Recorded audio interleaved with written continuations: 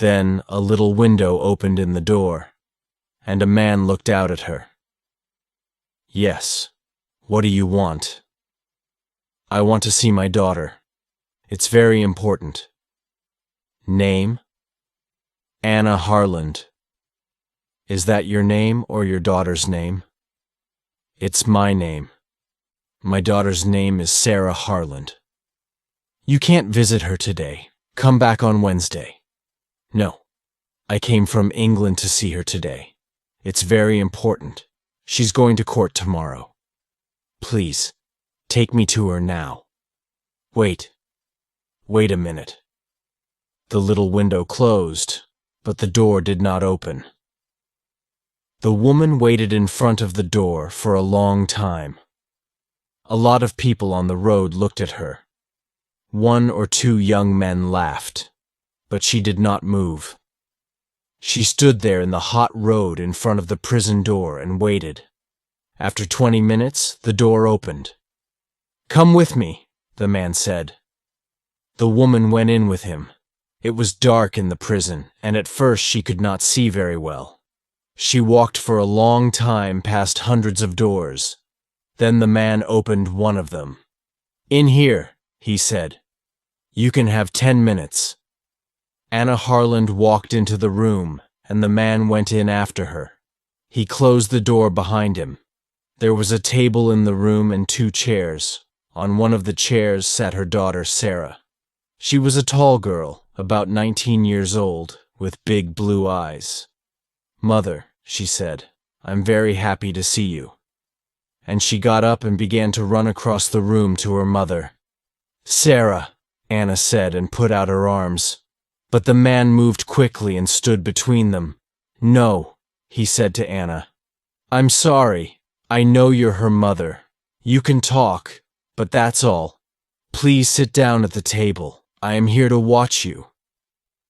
The mother and daughter sat down at the table. Anna's hands were near Sarah's on the table. She looked carefully at her daughter. Sarah's dress and face were dirty. "She's tired and unhappy," Anna thought. "Sarah, what happened?" she said. "We have 10 minutes to talk, no more. Tell me, please, quickly. I want to help you." Sarah looked at her mother. "Oh, Mother, I'm happy you're here. I wanted you to come." "Mother, I didn't do it. It isn't true. Please believe me." "Of course I believe you, Sarah. But tell me about it. What happened?" "Quickly. Begin at the beginning." "Yes, but—" "I don't know. When did it begin?" "I don't know. I don't understand it."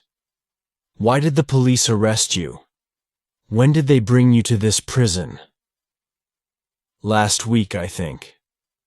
"Yes, last week at the airport when we arrived. The police stopped us and looked in our bags."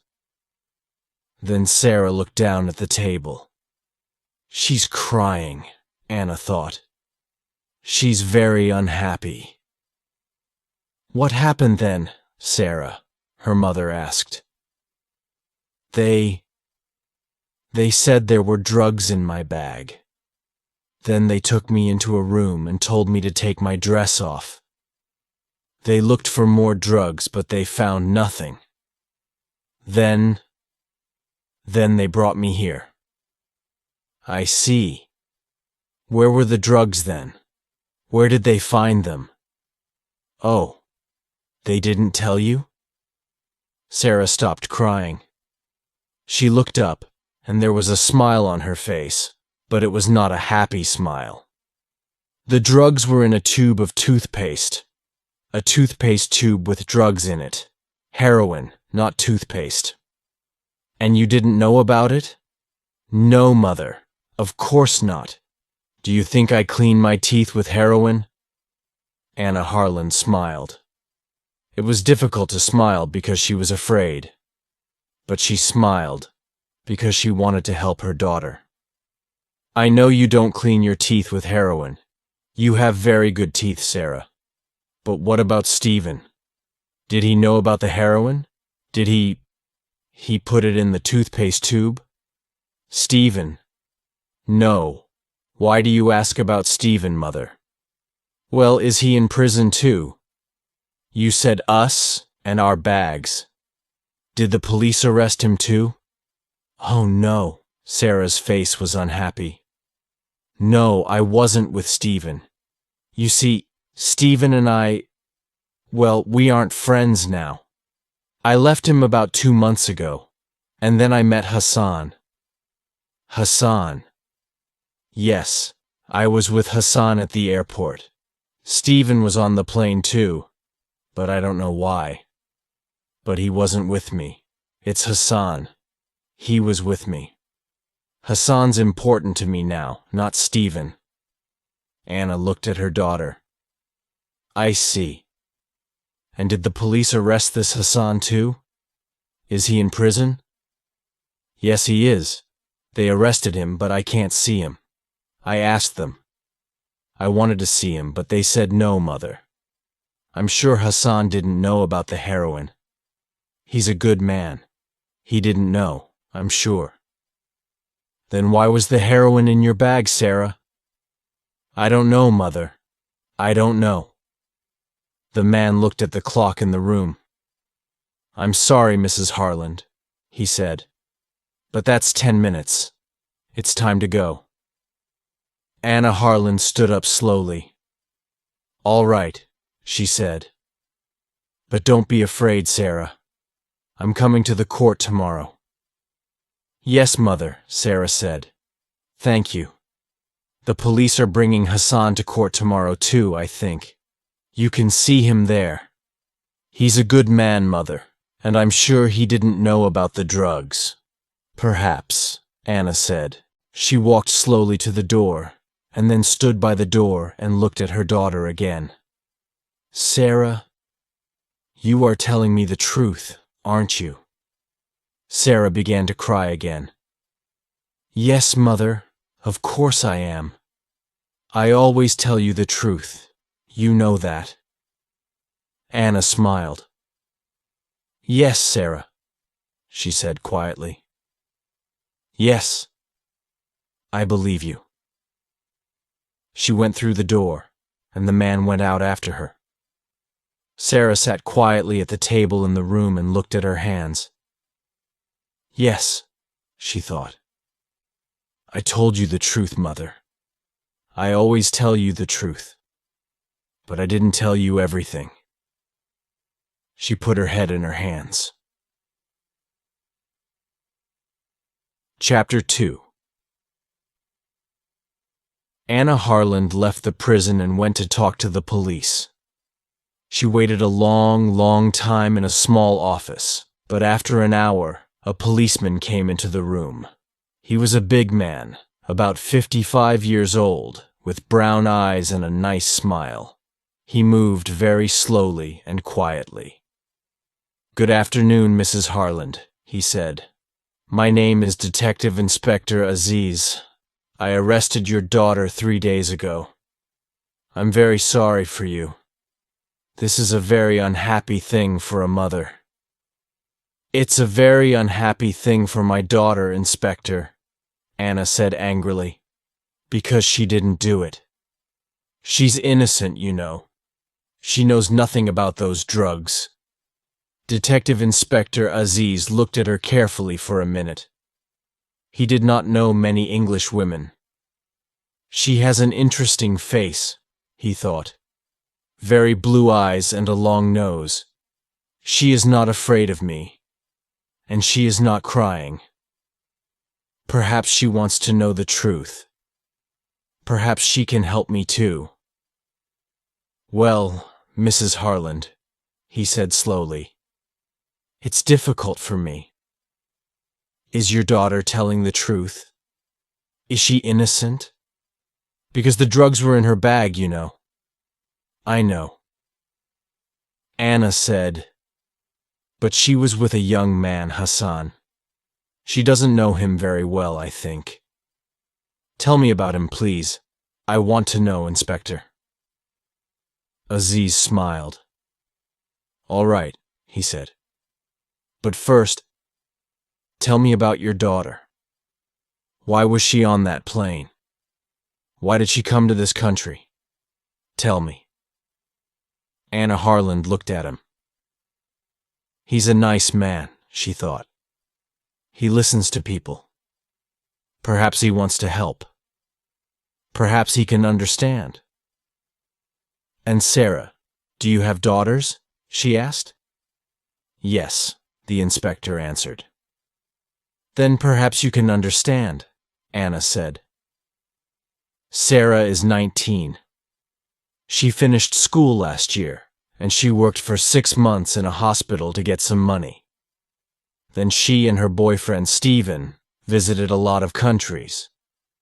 They went to Greece, Turkey, India, Australia, and now they're here. They're young, and they want to see new countries and new towns and new people, that's all. I see, the inspector said. But sometimes young people do things, bad things, because they are in a different country and they need money. Not Sarah, Anna said.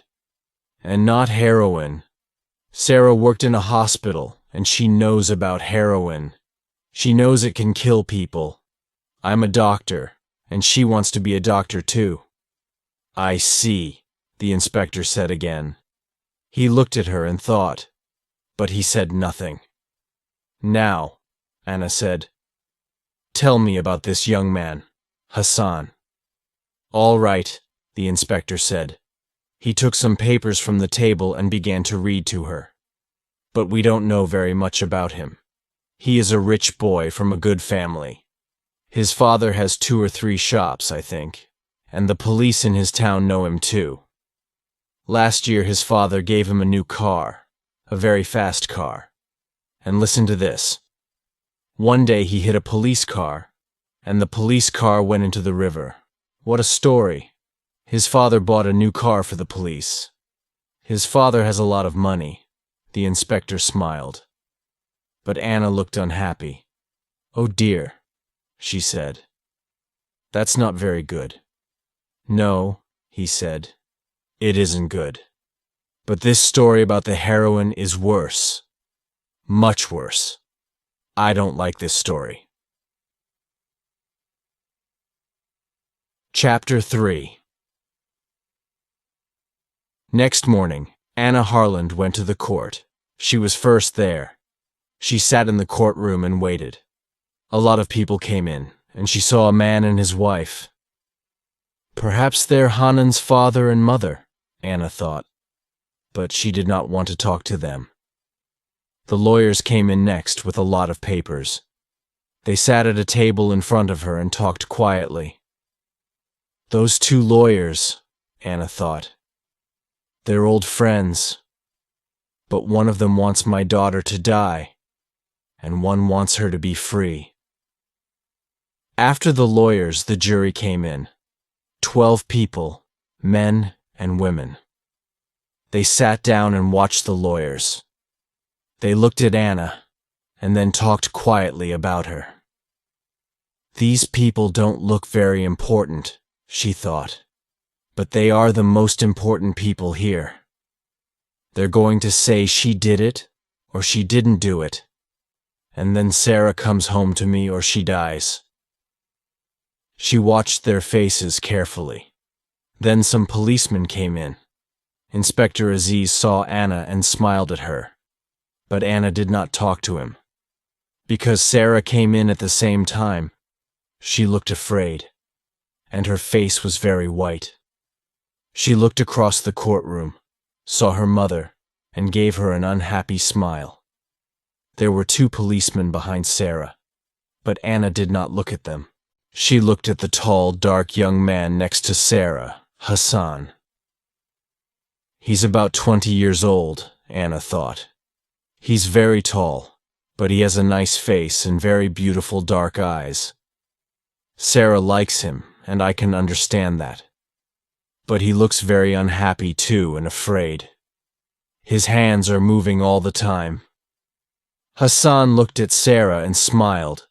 She smiled back at him. Anna wanted to talk to Sarah, but just then a policeman said loudly, All stand, please. Everybody stood up, and the judge came into the courtroom. He went to his chair and sat down. The police lawyer began. These two young people came into our country last week, he said. The young man lives in this country, and the young woman is English. At the airport, the police looked in their bags, and they found 3 tubes of toothpaste. He had the 3 tubes in his hand and he looked at them. Everybody could see them. But are they tubes of toothpaste? He asked. No. Men and women of the jury, they are not. Oh no, there is no toothpaste in these tubes. There is heroin in them. Yes, heroin. A bad, dirty drug. Perhaps the worst drug. People die from this drug. The lawyer stopped and looked at the jury. He waited for a minute or two. The courtroom was very quiet. Then he began again. But why, you ask me? Why did these 2 young people have this heroin in their bags? I can't tell you because heroin is one of the most expensive drugs too. They can sell these tubes of heroin in our country for perhaps $80,000. $80,000, easy money. And men and women of the jury, many people in our country, young people, school children too, take this drug. At first, it's exciting, and they feel happy. But then they need more and more heroin, and they need more money to buy the drug. They leave their homes and families. They take more heroin and more. They can't stop. Soon, the drug begins to kill them, and in the end, they die. The White Death. It's not a quick death, and it's not an easy death. You, yes, men and women of the jury, many young people and children, your children and my children, remember die because of this drug. The lawyer stopped again. The jury watched him and waited. He's very good, Anna thought. Very, very good. He's telling the jury an exciting story, and they like him. But it isn't good for Sarah. The lawyer walked across the courtroom and stood in front of the jury. But my friends, he said to the jury, we have a law in this country, and the law is not difficult to understand. When people bring heroin into this country, they bring death too. We need to stop these people, and how can we do that? The answer is easy. The law for these people is death. The lawyer walked back to his table. Now please look at these 2 young people here in this court, he said to the jury. They brought heroin into this country. The airport police are going to tell you about it. Please listen carefully. It's not a long story. And remember, the law is death. The police lawyer sat down, and an airport policeman went to the front of the courtroom. Anna felt ill. She looked at Sarah. Sarah was white-faced and very afraid. Anna closed her eyes. Sarah, she thought. Oh, Sarah. The police lawyer stood up again. Please tell the court about Sarah Harland and Hassan, he said to the airport policeman. Yes, sir, said the policeman. I found 2 tubes of toothpaste in the girl's bag and 1 tube in the young man's bag. All 3 tubes had heroin in them. Thank you. The police lawyer sat down, and Mr. Chang, Sarah's and Hassan's lawyer, stood up. What did Sarah Harland say when you found the heroin? He asked. Nothing, sir. She began to cry. I see. Was she afraid? The policeman thought for a minute. I don't know, sir. Perhaps she was. Yes, and she said nothing. Are you sure? The policeman thought again. Well, yes, sir. I think perhaps she said, "This isn't my toothpaste. This is all wrong." I see. And what about the young man, Hassan? What did he say? Well, sir, he was very angry. He said, "It's not heroin. That's not true. You put it there." I see. Thank you. Now tell me why you looked in these two young people's bags. You don't usually look in everyone's bags. There isn't time. The policeman thought again. Well, no, sir, we don't. I'm afraid I can't tell you, sir. What did you say? Mr. Chang asked very angrily. Of course you can't tell me. This is a court of law. He looked at the judge. This is a very important question. We need an answer. The judge looked at the airport policeman. I am sorry, he said. Please answer the question. The court needs to know the answer. Yes, sir. Well, you see, there was a telephone call. Someone telephoned me before the plane arrived. The telephone here. Caller said there's some heroin on the plane. A young man and a young woman are carrying it. I see, Mr. Chang said. He smiled. That's very interesting. And who made this telephone call? I don't know, the policeman said. It was a man, and he talked in English. I don't know his name. Suddenly, Anna heard a noise. She looked behind her at the door of the courtroom. A tall young man came into the back of the room. Anna knew him at once. It was Stephen, Sarah's old boyfriend. A policeman took him to a chair near Anna. He saw Anna, and for a second, he looked afraid. But then he smiled and sat down next to her. Mrs. Harland, he said quietly, it's good to see you. When did you arrive? Yesterday, she said. Why are you late? He asked.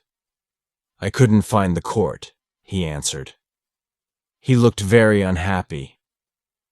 Tell me how to help, he said. I want to help Sarah, but what can I do? I was on the plane too, but I couldn't help her. I don't want her to die. Stay with me, young man, Anna said quietly. We can help her. I'm sure we can. Later that morning, Sarah went to the front of the courtroom. Her face was very white, and her eyes were red with crying.